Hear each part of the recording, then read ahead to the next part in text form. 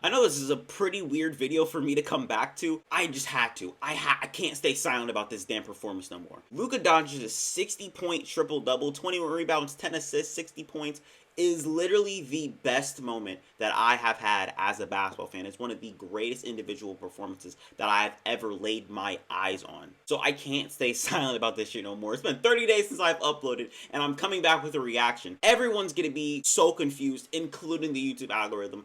But let's just watch the video. Let me toss myself to the side real quick. Let me know if you guys want to actually see more of these NBA reactions on this channel. I like watching NBA videos on my free time, so I might as well translate it to the NBA channel, you know what I'm saying? But the best game I've ever seen in my life by JxmyHighroller. Let's get straight into it. A 3, a 2, a 1, a boom. Never doing that again, by the way. That was the cringiest thing ever.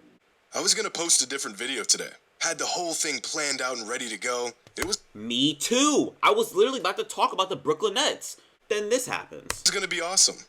And then this happened. And then that Luka happened. Doncic just had one of the greatest games in NBA history.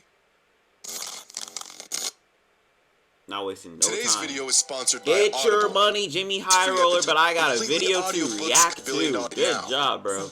Recommended and by Oh, hands-free on Alexa of the greatest games in modern NBA. I'm messing up. Alright, here we go.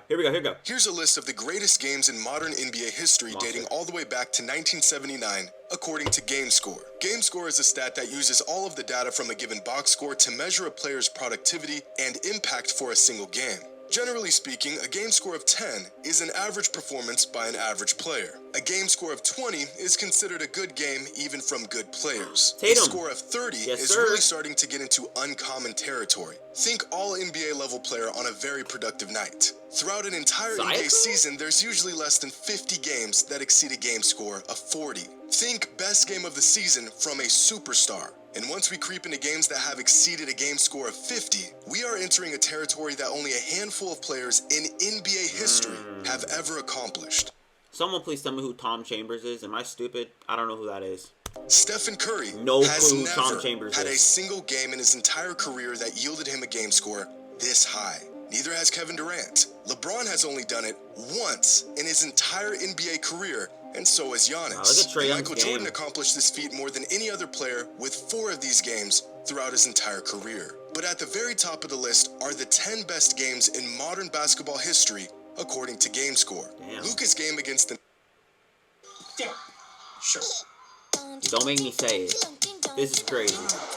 This is crazy. Come on, JxmyHighroller, bro. Get your money. The Knicks on Tuesday night earned him a game score of 56.3. The fifth best single game performance game of all time ever.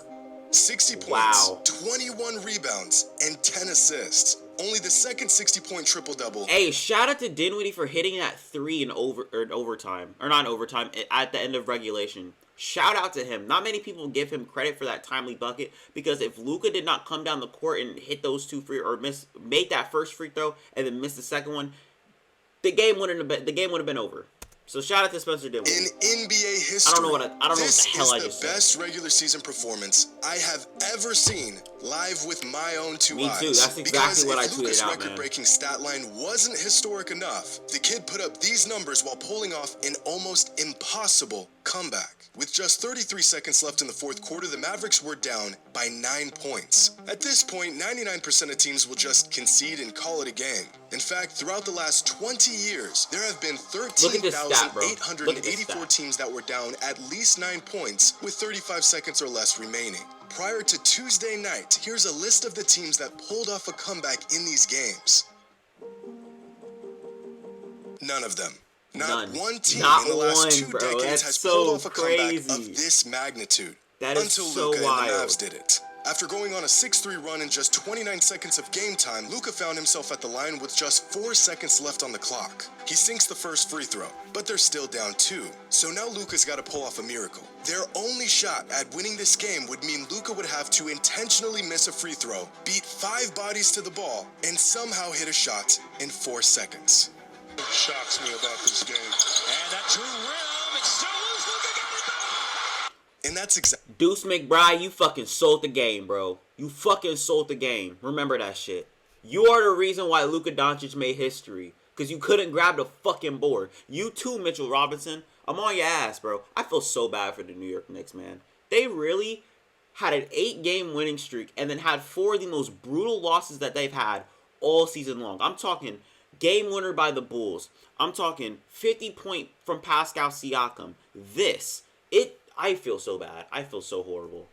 And then they just lost to the Knicks, or not the Knicks. The Knicks lost to the Knicks. They just lost to the damn Spurs, bro. It's not looking good for exactly what he did. This once-in-a-lifetime comeback, paired with this game-tying shot, is a highlight that most players could only dream of pulling off. And not only did Luka do it, this was his 54th point of the game.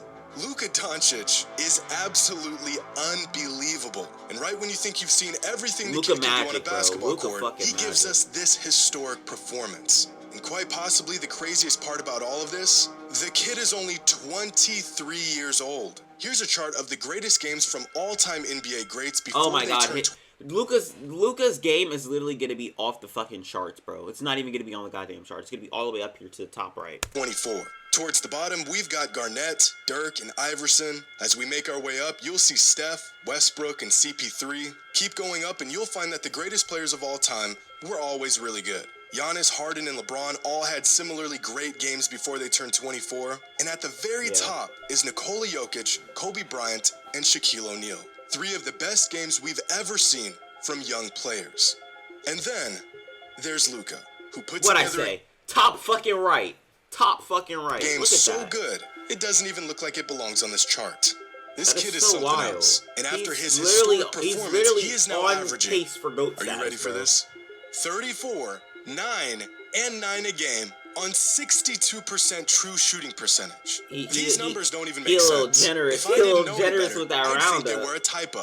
In fact, if you told me 6 years ago when I started covering the NBA that a 23-year-old would be putting up these numbers in 2022, I'd ask if we... The second, third, and fourth all got great pictures. Luka Doncic is insane, bro. One of a kind. We are never going to see anyone like Luka ever again, bro. Genuinely. I really do feel like if Luka's career is projecting like the way that it's going, he can be the GOAT. I don't see why he can't. Him and Giannis, to be honest with you. And Curry. Invented time machines, and we somehow managed to go back to 1987 and transport a young Michael Jordan into today's NBA. If you showed me this box score without any context, I'd literally think whoever pulled this off was the greatest basketball player of all time. And then if you told me the same guy who piled up these numbers also pulled off one of the greatest comebacks in NBA history in the same game, I wouldn't hesitate to call you a liar. It's just not possible. What is this? 2K? No, it's just Luka Doncic. In fact, out of every player in every game since the inception of the NBA, Luka is the only player to achieve a 60-20-10 game. Truly, a unicorn of a performance. In fact, if we... I genuinely think that this performance... Why does my hair look like that? I genuinely think that this performance right here from Luka Doncic has put him firmly in first place, in my personal opinion. I don't care. I do not give a damn. Because this game right here put the Dallas Mavericks in, I think, 6th place in the Western Conference. If Luka Doncic is able to carry this damn team, it's like a 5th seed, 4th seed, I'm giving him MVP straight up. Straight up. No questions asked.